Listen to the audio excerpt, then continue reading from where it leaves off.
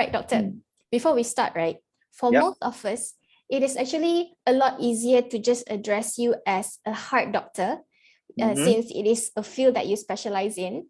But Yes. I think some of the audience here, including myself, we are curious about what a cardiology clinical fellow does. So maybe you can share a little bit on your day-to-day tasks. Okay. Generally, as cardiologists, we are basically among the busiest doctors around. Okay, so usually I start my day very early. I reach the hospital before sunrise, 6 a.m., 6:15 a.m. I'm already there. There's no traffic jam. That is the best part. You know, you can reach IJN from the place I'm staying within 15 minutes, and there's no traffic jam. So I start my rounds very early, 6:30. I'll be seeing patients in the wards. And then by about 8, my rounds will be done. Then we'll be doing some ward work. And then by 9:30, we'll start clinic. And clinics are usually very heavy. We see 30 odd patients a day in IJN per doctor, you know. And apart from that, of course, we also do some procedures to treat heart disease. And currently my procedures day are on Tuesday and Thursdays. So then on that day, I tend to go back late, you see. So what we do angiograms, angioplasties, maybe sometimes pacemakers, and of course, many other procedures as well. On the weekends, I do work as well because patients are always in the ward. So I do have to go back to the hospital on the weekends. And sometimes I give talk like this to educate the public as well as fellow doctors about what is the latest that we have in cardiology. So that's technically my work lah, basically. Wow. Yeah. I can imagine that you always have a long day every day. Almost every day. If I can finish early, I'll be very happy. Yeah.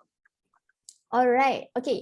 Doctor, before we proceed with our discussion, again, I just want to remind our viewers to stay with us until the end of this webinar because we will be having giveaway for 2 lucky winners for complimentary heart packages from Institut Jantung Negara worth 500 ringgit each, and also another 3 lucky winners to win CARiNG cash vouchers worth 50 ringgit. So that means a total of 5 people will be walking away with our prizes today.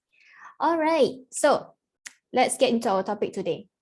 Is your heart in Tick-Tock condition? What does this mean? So we are actually going to be looking at the heart health, heart diseases, and hopefully by the end of this webinar, our viewers will be able to know whether their heart is actually running out of its good health and time. But I am sure there are still many people out there who might not really know about this very special organ. So doctor, maybe we can start off with some basic knowledge about our heart. Yes, I think that's an excellent way to start. I'll just show a few slides on this. Try this, okay.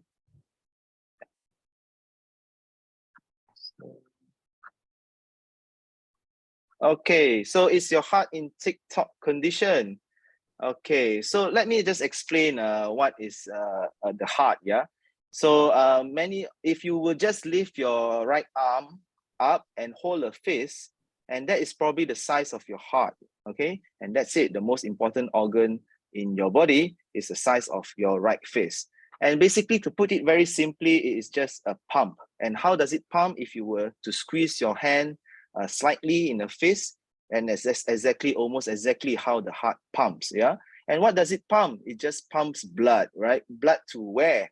First, it goes to the lungs to get oxygen, and then it supplies all other organs in the body, including the brain, the lungs, the kidney, everything. So if your heart is not in good condition, it will affect all other organs as well. And I'm sure you agree with me that the heart is essential to sustain life. So what does a normal heart need to do or needs to function properly? Well, there are many structures in the heart, including the valves, if you have to maintain one-way flow of the blood, including a conduction system to maintain its rhythm, to be regular and not disorderly. And of course, it has to have muscles. If the muscles fail, your heart function will deteriorate and you will have a condition known as heart failure. But what we are more interested is the heart also needs adequate supply by itself, and the heart itself provides supply to the to its own self via what we call the coronary artery. Okay, these coronary artery are just basically blood vessels that supply the muscles of the heart. And this is our topic of concern today. Yeah, why? Because heart disease, as we mentioned earlier, is the #1 killer worldwide, and it has been that for many years. Yeah, over 400 million men and women have heart disease of all kinds, and 1/3 of global deaths are attributed to heart disease. This is similar in Malaysia as well. It's up to 15% of all cause of the death in Malaysia is due to ischemic heart disease, due to lack of blood flow to the heart. Okay, and this trend has been steadily increasing, unfortunately, since 2010 until the latest data that we have, 2018. You can see a sharp increase in the incidence of ischemic heart disease causing death in Malaysia. Okay. All right. Yeah. Okay. Maybe you want to minimize your slide first, Doctor? Okay. Okay. All right. I just want to ask our viewers, did you guys know that the heart is only the size of a fist? I think that's very interesting, right? So let me know yes or no in the comment section below. All right, Doctor, just now you shared the statistics and it was really scary to look at it, especially in 2018, where the number of deaths due to ischemic heart diseases increased pretty significantly as compared to the other years, right? So maybe you can share what are the signs and symptoms of heart diseases that the audience should look out for? Okay, that's a very good question. What are the signs and symptoms should I be aware of? Okay, so the symptoms that what we call a heart disease or heart attack, most commonly people call it as heart attack, are basically the most common would be chest pain. And a lot of people think that the chest pain from the heart is actually more on the left side. But this is a common, misunderstanding. The most common location of chest pains is actually in the center of the chest. Okay, and this chest pain is usually dull in nature. I have patients that describe to me that they feel that someone is standing over their chest, a feeling of heaviness.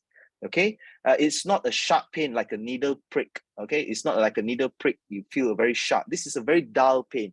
You are not very sure where it's coming from, most of the time in the middle, and you feel a bit of a fullness or heaviness over the chest area. And this sometimes radiates or goes towards the arms or the neck and shoulder area.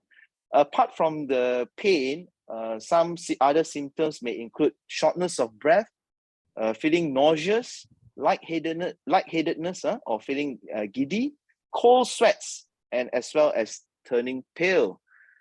So this typical chest pain usually occurs when you are doing very strenuous activities, because the heart needs to work harder when you are carrying heavy things or doing a run, and that will actually stimulates the pain to come. And when you take a short rest, usually the pain goes away. But if it occurs at rest and continuously worsen, then I would suggest that you would need to seek medical advice immediately. Okay. All right, Doctor. I believe that all these symptoms start from a blocked heart vessel or vessels, right? More than one can be blocked. But how can we actually know if our heart vessels are blocked? Is there like maybe any tests that we can take? Well, basically, as we mentioned, the most important is if you have symptoms or not, right? That is number one. Number two, we know that sometimes the patients do not have any symptoms and they just suddenly come and land up in the hospital with a heart attack. So let me share with you what tests we can do to detect such problem. Yeah. So some of the very common tests that people do is a stress test, exercise stress test. I'm sure you have heard of this. Some people call it the treadmill test. Okay, and this is a very routine health screening that we can do. And what it basically does is you run on a treadmill, and as you run, your heart rate actually goes up. Okay, so when your heart rate goes up, your heart muscle will require more oxygen because it demands more. Okay, if your blood vessel supplying the heart is narrowed, maybe an inadequate supply to the muscles will occur. And that is when you can have chest pain and ECG changes that could be picked up in the stress test. And now, lately, more commonly, people are going for CT scans to look at the heart vessels, because basically what we want to see is a narrowing of the blood vessels in the heart. So to detect this, you basically would want to look at the blood vessels. So there are only two ways to look at the blood vessels, and one of it would be a CT scan coronary, and you can get a very nice 3D image of the heart, yeah, by doing this scan, and it's very, very accurate and very, very good screening tool.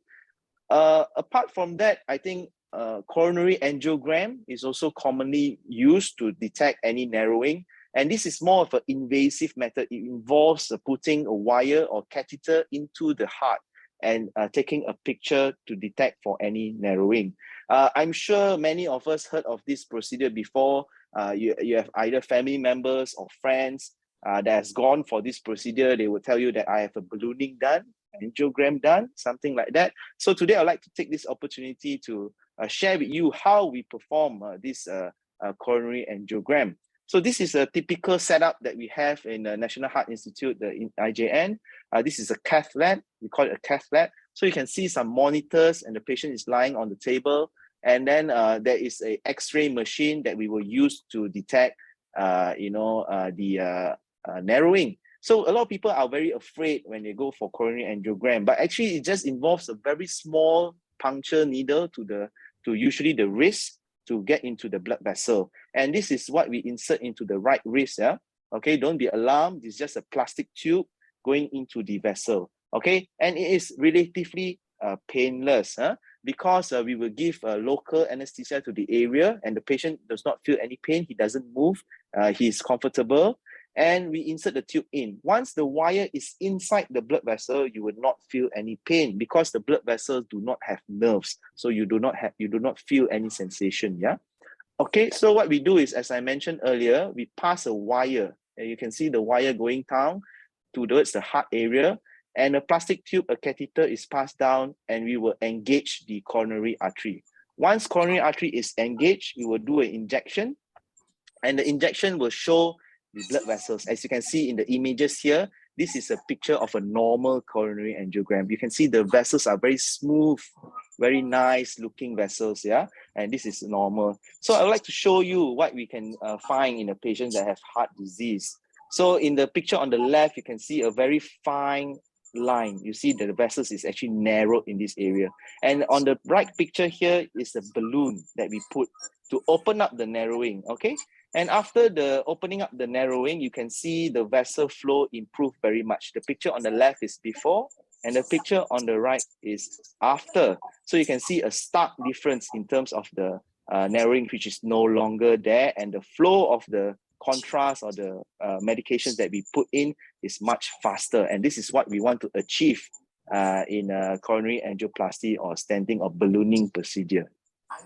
Okay, doctor. Just now you showed the procedure, right? So we actually have a question from one of our viewers. Yeah. Is the procedure safe?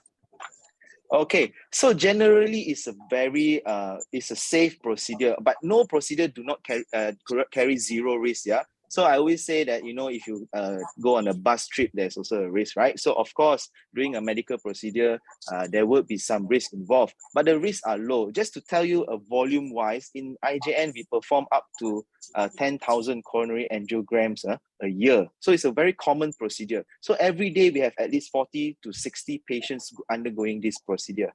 And the risk, I would quote it at below 1% for complications to occur, which is relatively low.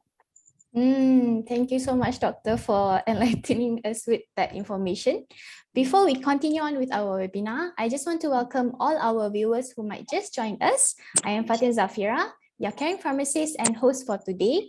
Together with us today, we have our expert, Dr. David Yong from Institut Jantung Negara.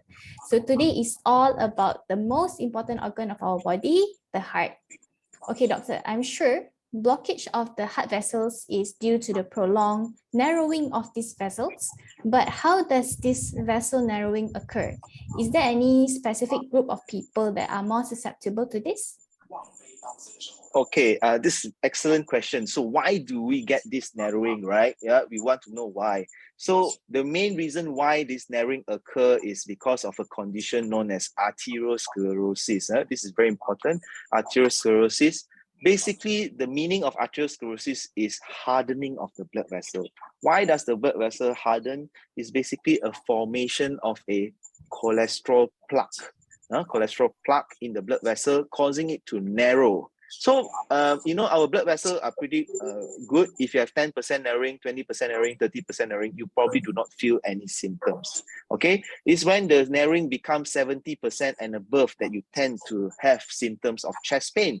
And worse still, if the narrowing or the plaque ruptures, and that is when the patient comes with a heart attack. So this narrowing is systemic, meaning that it can occur anywhere in the body. It can occur in the brain, in the kidney, in the legs. That is why this can carry, a multitude of disease that can occur throughout the body. Yeah. So why does this narrowing occur? Basically, it is due to multiple factors, including the risk factors that we are commonly known, such as high cholesterol levels, high blood pressure, diabetes, and these are the three main issues that causes this narrowing. And in Malaysia, we have very high prevalence of such disease. High cholesterol occurs in 40 to 50% of Malaysians, and up to 1/3 of Malaysians have high blood pressure. So these numbers are really, really high and much higher compared to many other countries throughout the world. Also in Malaysia, we are one of the most heaviest or most overweight population in Southeast Asia. 44% of our population is actually above the BMI of 25. Okay, so a lot of times I get this question when the patient comes to me, that when I already detected to have heart narrowing, they say, why me, doctor, why me? So there are multiple factors. Number one, genetic factors, which we cannot change. And number two, metabolic factors such as being overweight, high blood pressure, diabetes, and as well as cholesterol. And these are the things that we can do something about, as well as environmental factors, smoking, stress, lack of physical activities, as well as poor diet habits. I can definitely understand why Malaysia has the highest overweight prevalence in Southeast Asia. It is definitely because of our really yummy food. And Yes. most of the time, all these yummy food that we love are high in cholesterol. Chicken rendang, curry mee, you name it. All right, doctor. So since we are talking about cholesterol, right? So maybe we can discuss the good and the bad cholesterol. Okay.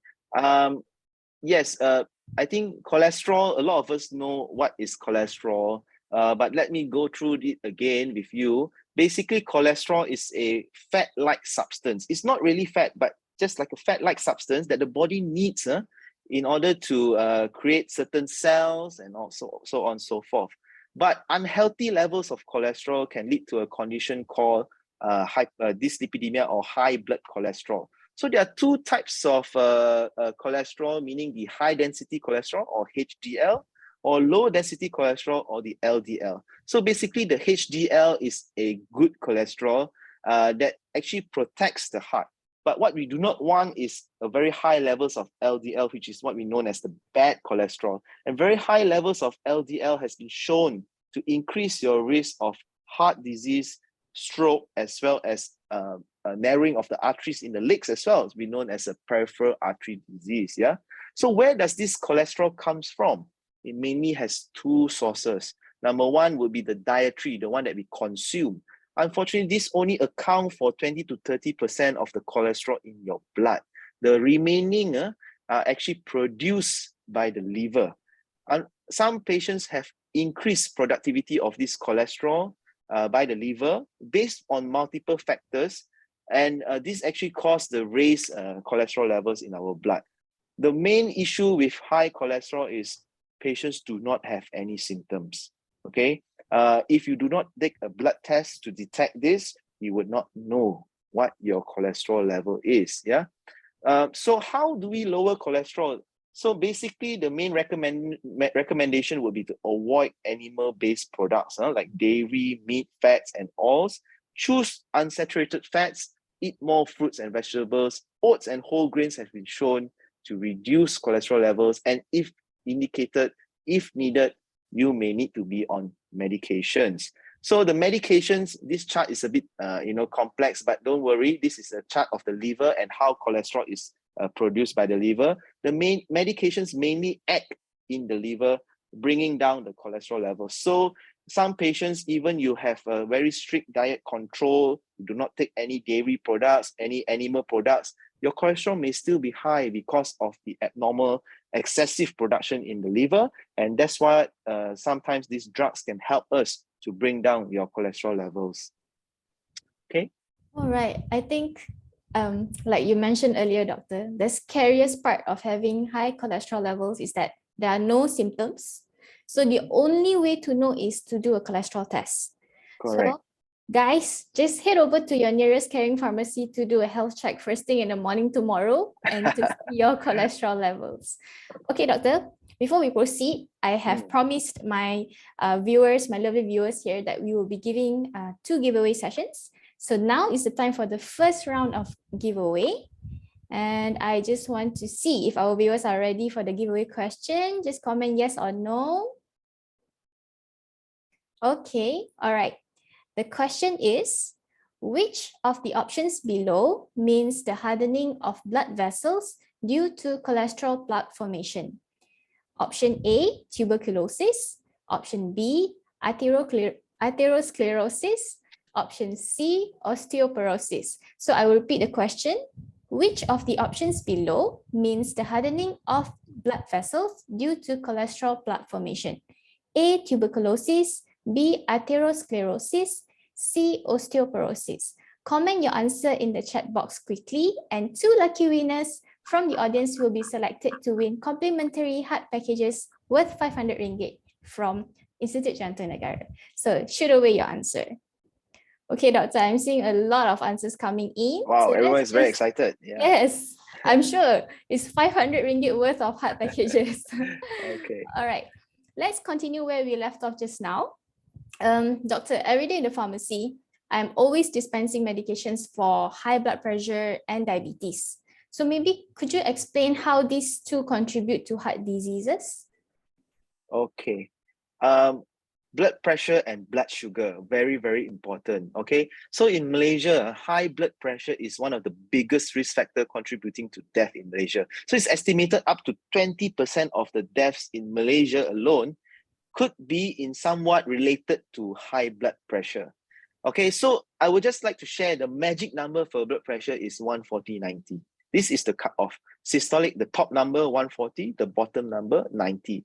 If you are consistently above this number, then probably you have what we known as high blood pressure or hypertension. Okay, so mostly the symptoms for high blood pressure is mostly vague.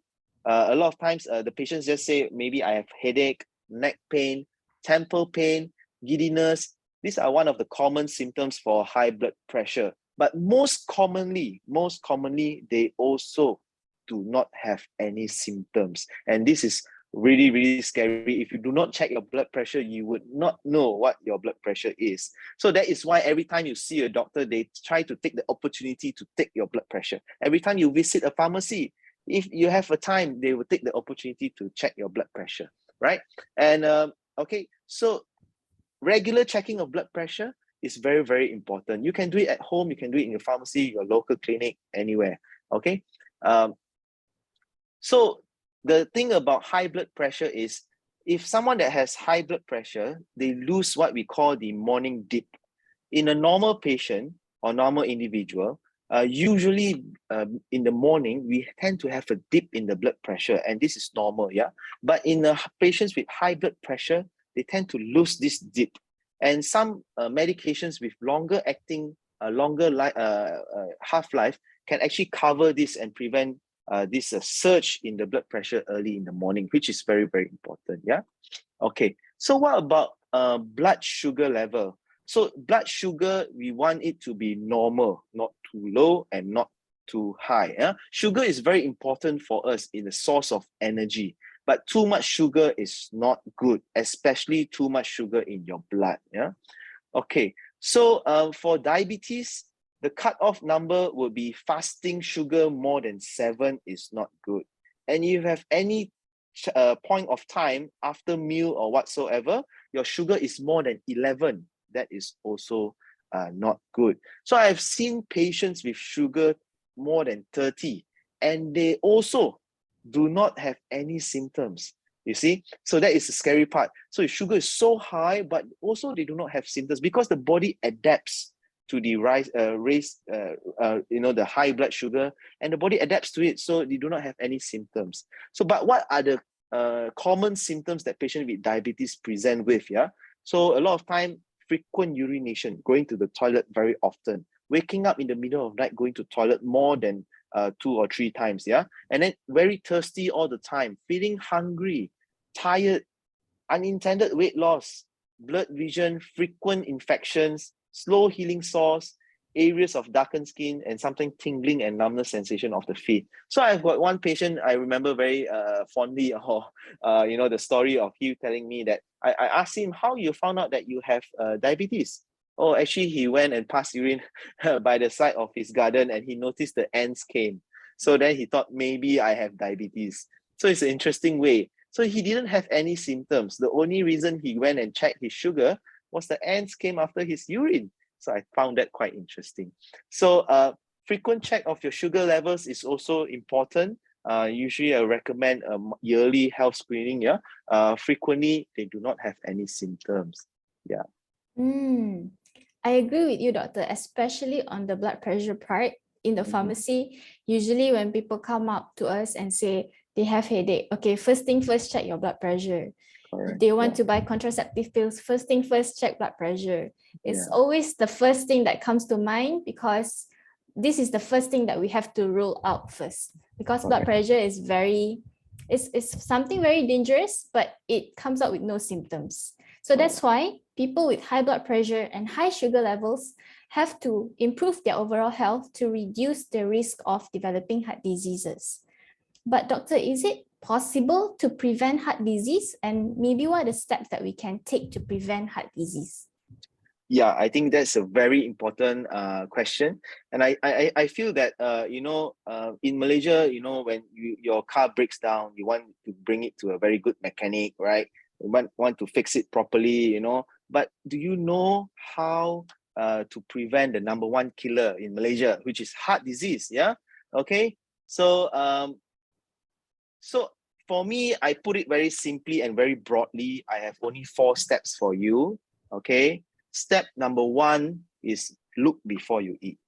Okay. In Malaysia, this is very difficult to do. Usually we eat first, then you say, maybe I shouldn't have eaten that. It's not good for me. Yeah. Okay. Yeah. So I think that's commonly happen. And also, what I'm trying to say here is you should equip yourself with the knowledge that what food is good and what food is not. You should consume more vegetables, fruits, legumes, grains, and reduce, fats as well as animal-based products. So in recently we have this DASH diet, which just basically says that it's a diet against hypertension. Yeah, basically says that if you have consumed more vegetables, fruits, grains, healthy fats, low on saturated fats, avoid animal products, you can bring your blood pressure down. Okay.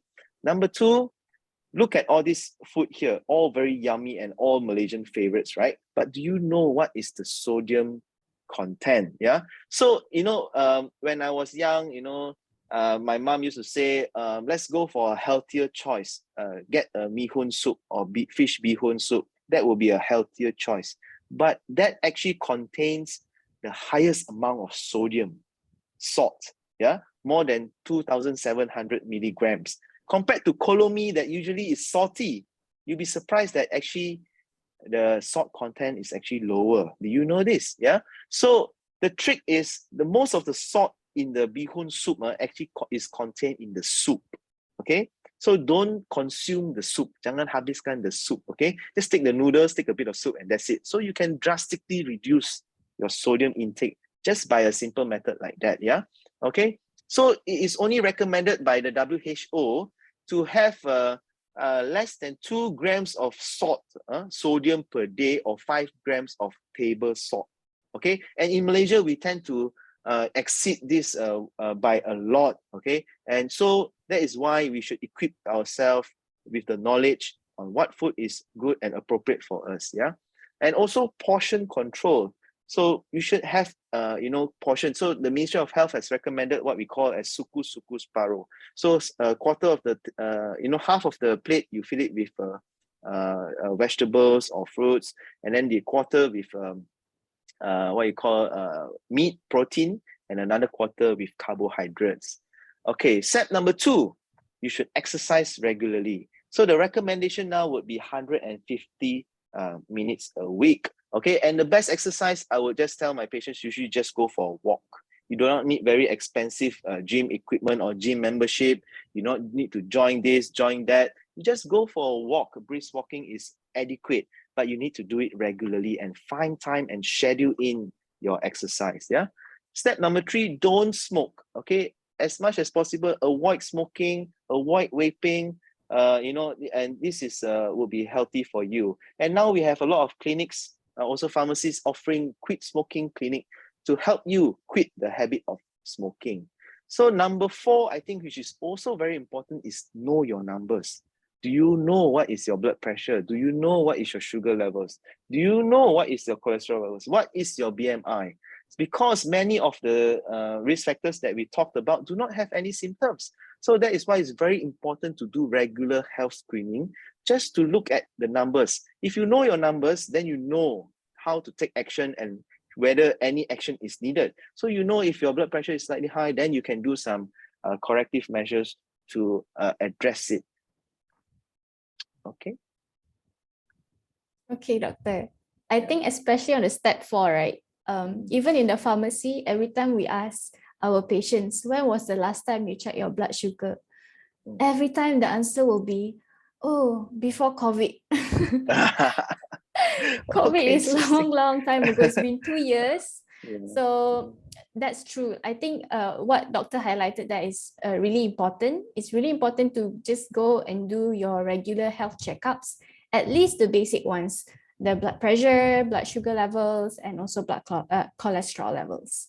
So doctor, since it's actually possible to prevent it, can we also control the risk factors of heart disease? Yeah, so I think mainly in controlling the risk factors would be lifestyle changes. So you need to change your lifestyle, schedule in or choose healthy choices, schedule in your workout or exercises. And interestingly, I have data and statistics that show that if you are overweight, obese or overweight, if you can reduce your body weight by 1 kg, on average 1 kg, you can actually reduce your blood pressure by 1 millimeter mercury. So if your blood pressure is slightly high and your weight is over, maybe just by weight loss alone, you can actually control your blood pressure. But that is not the case for everyone. A lot of individuals will eventually need medications to control the cholesterol, control the blood pressure, and control the sugar. And good thing for us is these medications are available, and use it appropriately, and we can actually manage you safely and control the risk factor well. Okay. Okay. So yeah, doctor. Okay. See, everyone, I think what doctor shared earlier, mainly all of us already know what we should do to prevent heart diseases. I think time and again, we keep hearing the same tips, the same steps, but the question is whether we want to do it or not. So that is really up to you to decide. Okay, doctor. One last question before we move to the giveaway session.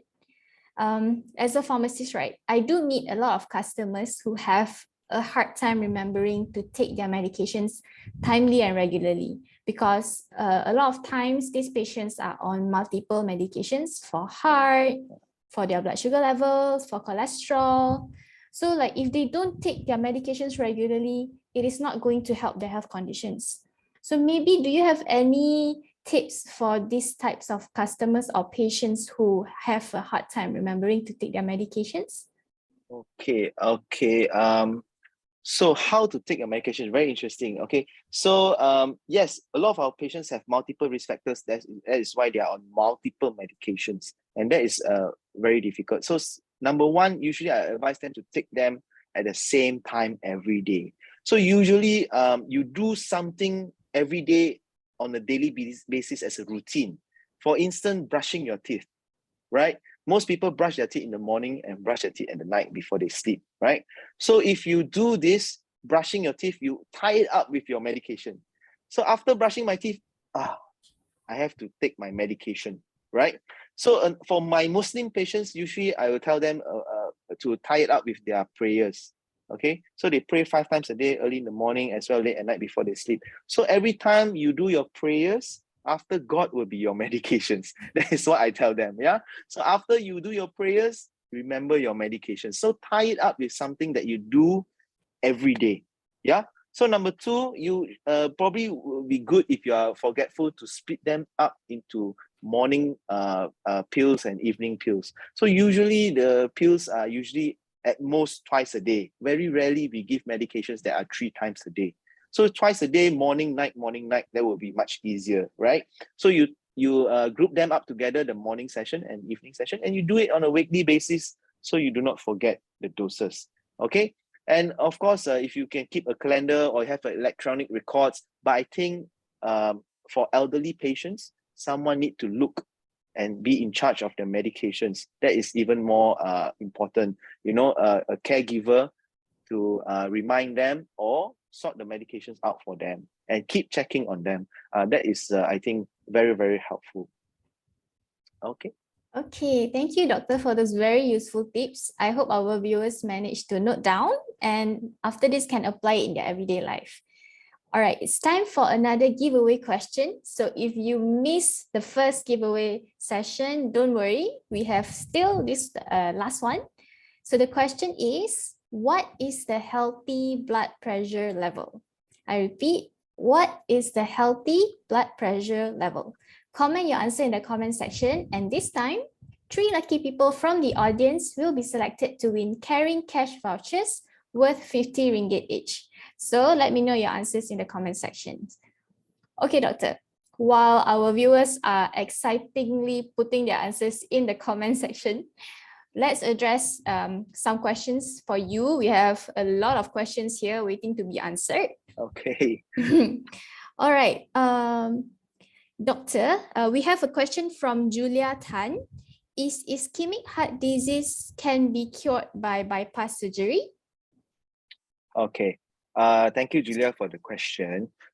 Basically, ischemic heart disease just basically means problem with the narrowing of the blood vessels in the heart. Yeah. So the problem with this narrowing is you need to get rid of the narrowing. Okay. So there are 2 ways that we commonly know to get rid of this narrowing. One would be a ballooning procedure, angioplasty, and another would be a bypass procedure, which is an open heart surgery. Yeah.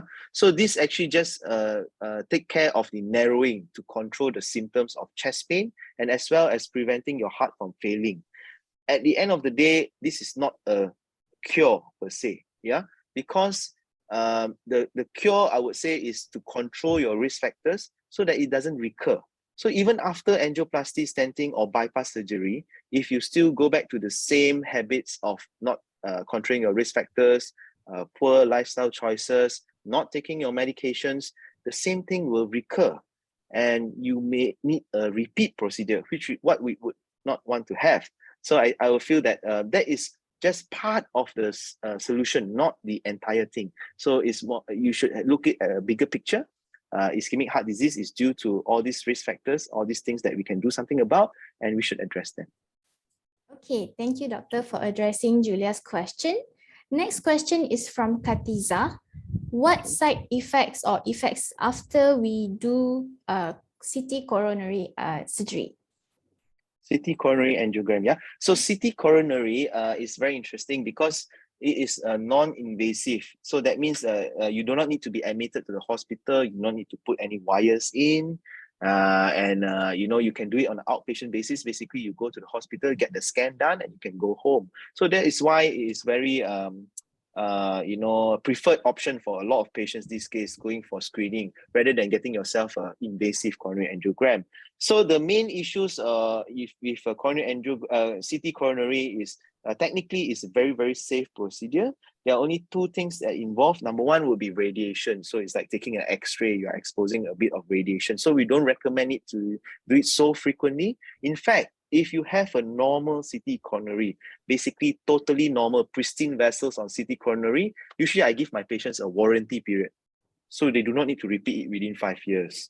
So the likelihood of having heart disease within the next 5 years would be very low if you have a very normal, totally normal CT coronary. Yeah, unless you smoke or you have diabetes or develop all these risk factors along the way and it's not controlled, then maybe the heart disease may develop. But generally, if you're healthy, the next 5 years will be quite good. Another thing would be the contrast that we use. Some people are allergic to it.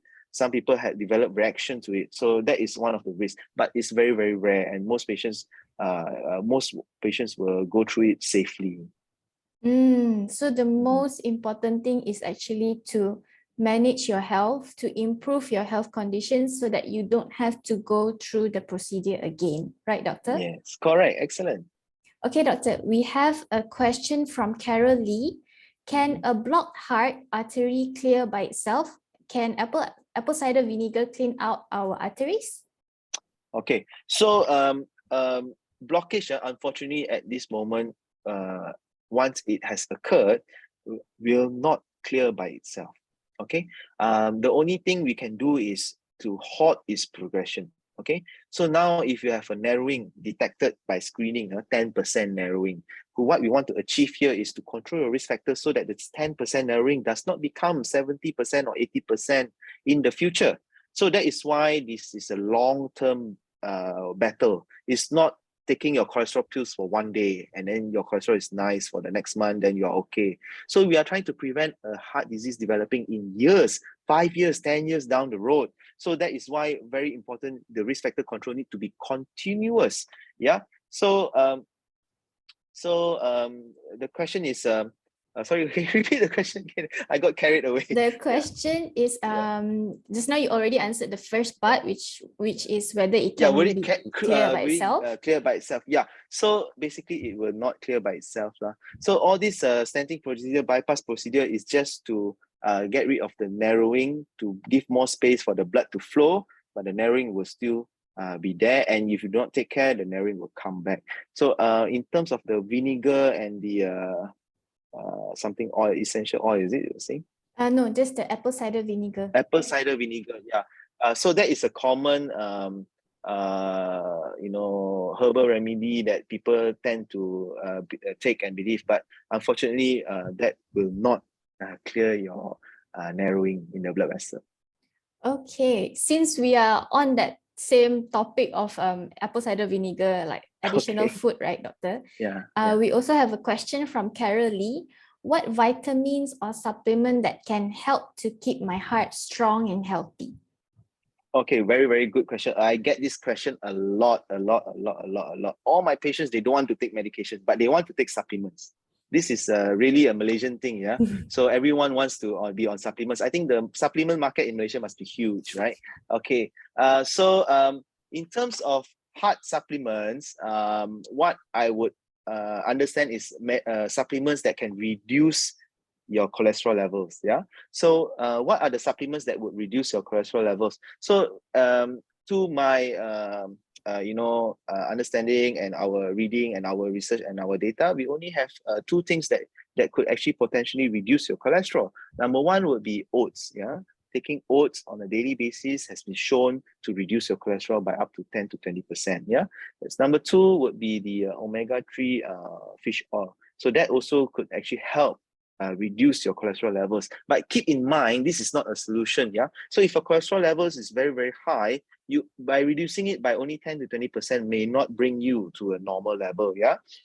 So that also includes having a healthy lifestyle, avoid animal fats and all these things. When compared to medications such as statins that we commonly use to bring down cholesterol, statins can actually bring down cholesterol by up to 50 to 60%. So that is a huge reduction in cholesterol compared to supplements that have been shown to maybe give you about 10% reduction.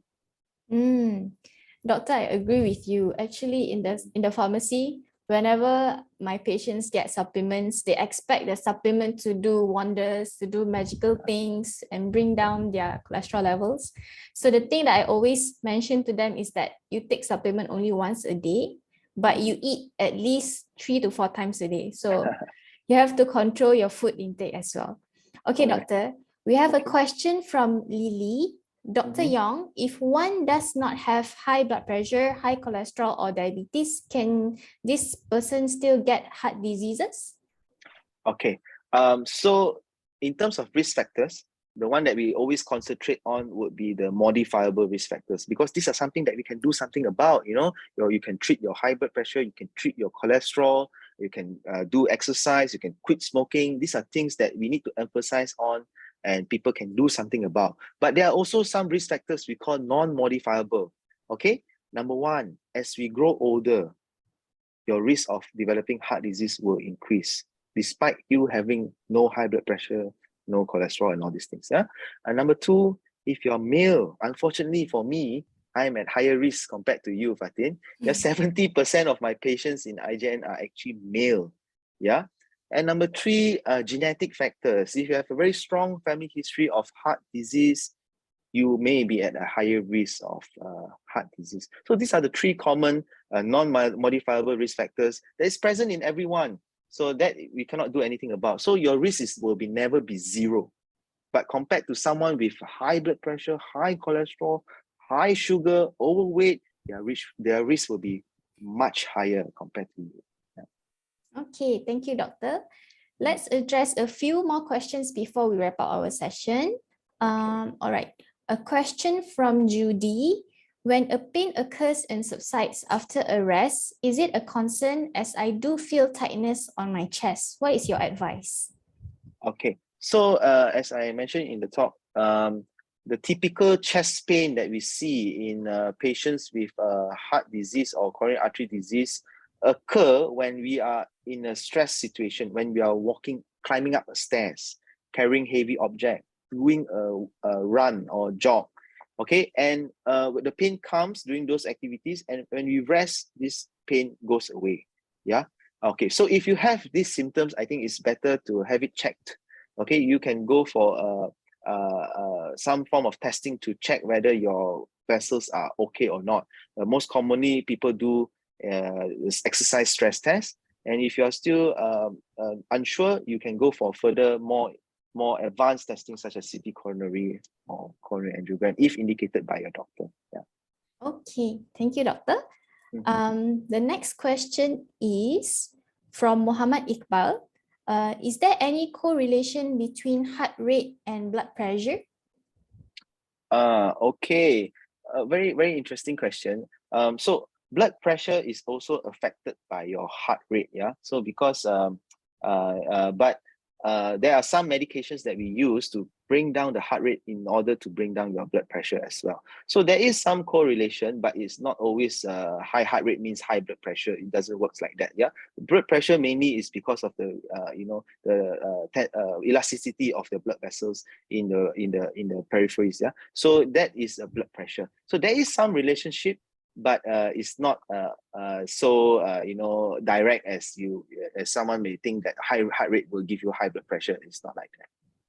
Okay, thank you, doctor. One last question from Miss Christina. This is quite interesting. Does white collar syndrome need medication? Yeah, she has done some reading. Yeah, so white coat hypertension, or now we call it as office hypertension, is the hypertension that occur when the patient comes to the clinic. I have a lot of patients like this in my clinic. So every time they come to the hospital, they say, doctor, my blood pressure here is always high. But at home when I check, it's okay.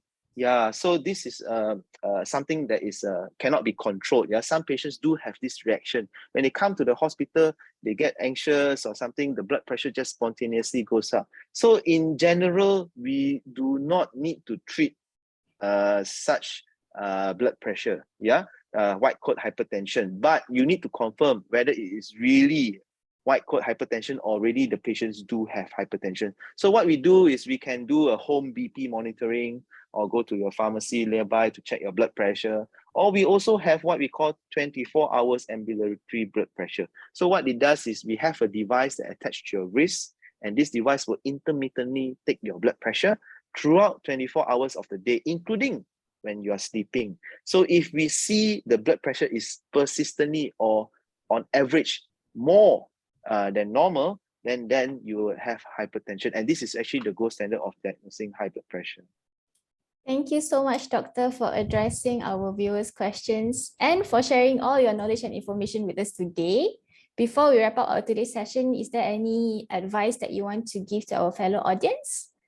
Yeah, so I think just to sum it up, your health is not an expense, it is an investment. So you should spend time and also sometimes money to keep healthy.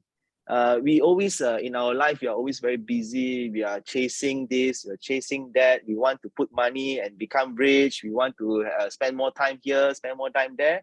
But we never think about spending time to keep ourselves healthy. And I think that is very, very important. Yeah, just like a meeting, you have to schedule your exercise. Okay, I think that works. If you are scheduling your meeting, you're scheduling your appointment with your friend, you should also schedule time for yourself to keep yourself healthy. So thank you very much. Thank you so much, Doctor. Thank you everyone who has joined this webinar. And thank you so much, Dr. Yong, for sharing your extensive knowledge on heart diseases with all of us today. As for the viewers who are eager to win the giveaway, I received some questions as well, asking when they will know the results. We will be announcing the winners on our CARiNG Facebook page soon. So make sure to keep an eye on our page. And also, if you missed the earlier part of this webinar, don't worry, as this session will also be available on our CARiNG Pharmacy Facebook page. And while you're at it, don't forget to like our CARiNG Pharmacy and Viatris Facebook page. Have a good week ahead and happy Diwali to those celebrating it. Bye. Bye. Thank you.